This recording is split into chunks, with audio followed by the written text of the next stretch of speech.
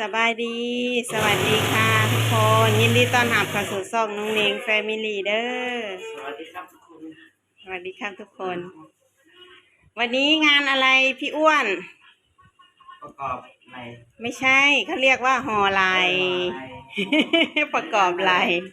อันนี้คืองานห่อไหลหลังไหลกับสิ้นหลังมาห่อใส่กันเขาเรียกว่างานห่อเอาสวยๆเด้อเดือจักอันแหละจะตั้งหนึ่งจะตั้ง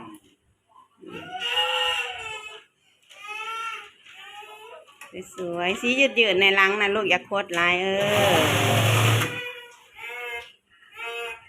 พาคินสวัสดีครับมาสวัสดีครับก่อน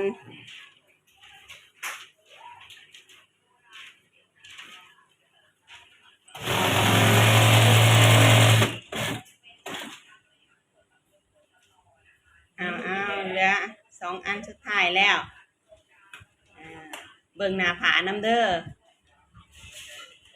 อย่าห่อหน้าผาพิษได้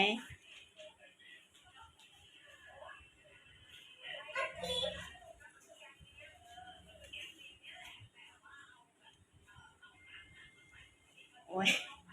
ซ้ำสิได้อันหนึ่งจับปีนเนี่ยช่างเฮานี่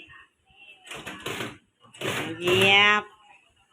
มายืนเบิ่งแห่งเย็บจับบ่ได้จักเถื่อเนาะ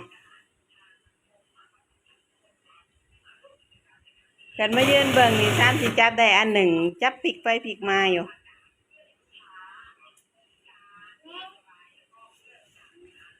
สวยโอเคสิ้นสุดท้ายแล้วหลังจากที่ห่อแล้วเนาะก็สิให้เพิ่นดึงออกมาให้เมิดแล้วก็เปลี่ยนตีนผีริมทับริมต่อเนาะเดี๋ยวมาเบิ่งว่าทับริมนี่สิผ่านหรือบ่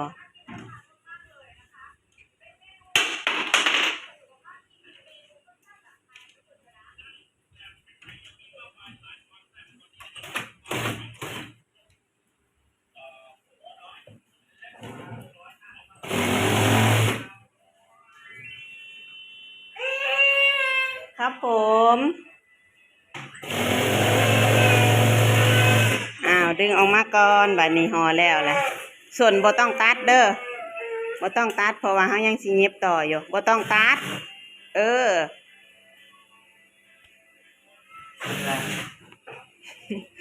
ทับไว้ก่อนทับไว้ตีนผีทับไว้ดึงตัวนี้ออกมาดึงออกมาเพราะว่าเฮาต้องเย็บส่วนหน้าต่อเลยจับไว้ส่วนนะจับไว้แล้วเปลี่ยนตีนผีริมนั่นแหละตีนผีริมเอาเล็กกั้นออกเวลาเปลี่ยนตีนผีห้ามเหยียบจักเด้อ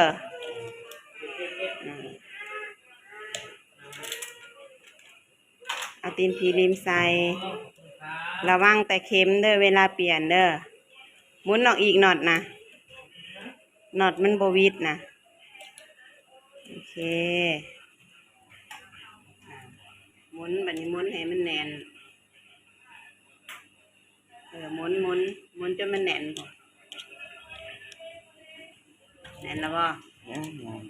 อะไรทำไมมันไม่หมุนไว้เร็วๆเลยหมุนนะใส่แรงแห้งๆแน่โอเคลองเย็บเบิ่งถ้าริมมันใหญ่อย่างปั๊บตีนผีอันได้นี่เอาลงก่อนโอเคเอาลงก่อนเอาเบิ่งถ้าริมใหญ่แล้วปั๊บตีนผีเด้อ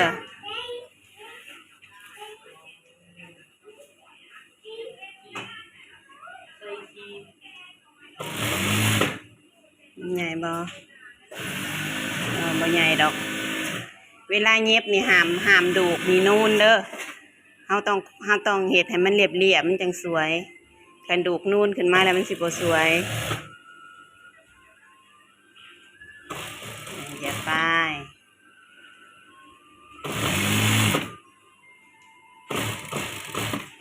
นี่เนาะทุกคนหลังจากที่ห่อแล้วเฮาก็จะมาล่มดูกลงเนาะ เพราะว่างานนี้โซดุกเนาะทุกคนโซดุกนอกเหยียบต่อเลย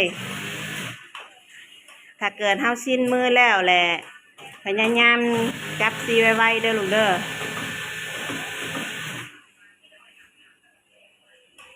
สวัสดีครับพ่อบ้าน สวัสดีครับสวัสดีครับผม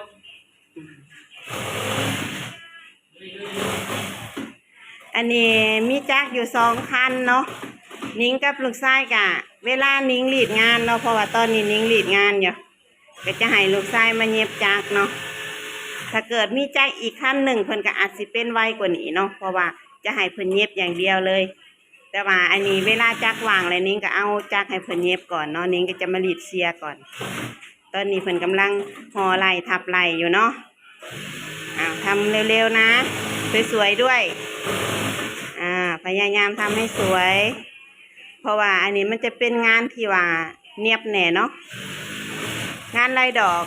มืดเลยทุกคนงานลายสงกรานต์เนาะเฮาก็ได้กลับมาเหตุงานปกติของเฮาแหละเนาะอันนี้ก็คืองานเป่าเจาะงานลายดอกเพิ่นมืดเลยงานสงกรานต์มืดละดูแหละมืดละดูเย็บเลยเนาะ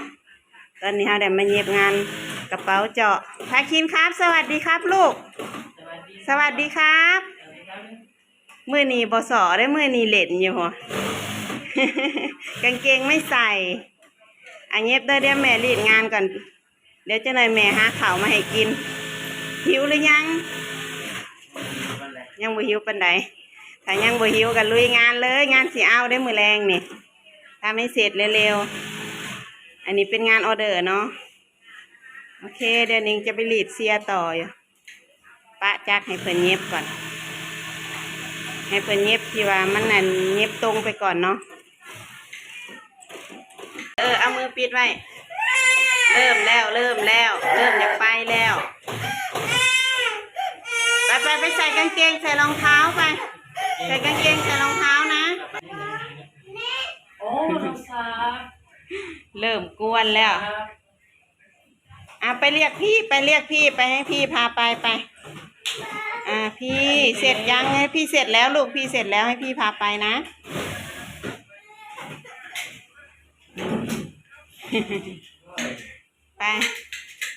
ไปเล่นห้องพี่ข้างล่างนะพี่เขาเล่นกันเต็มเลยข้างล่างไปบ๊ายบายก่อนบ๊ายบายไม่ต้องปิดก็ได้พี่เตโอเคไม่ต้องออกไปข้างล่างนะไม่ต้องออกข้างนอกนะเข้าใจไหมมันแดดโอเคไหมไปเล่นข้างล่างนี่แหละเอาของเล่นด้วยไม่ใส่เท้าไม่ต้องใส่หรอกไปเล่นห้องแซฟนะ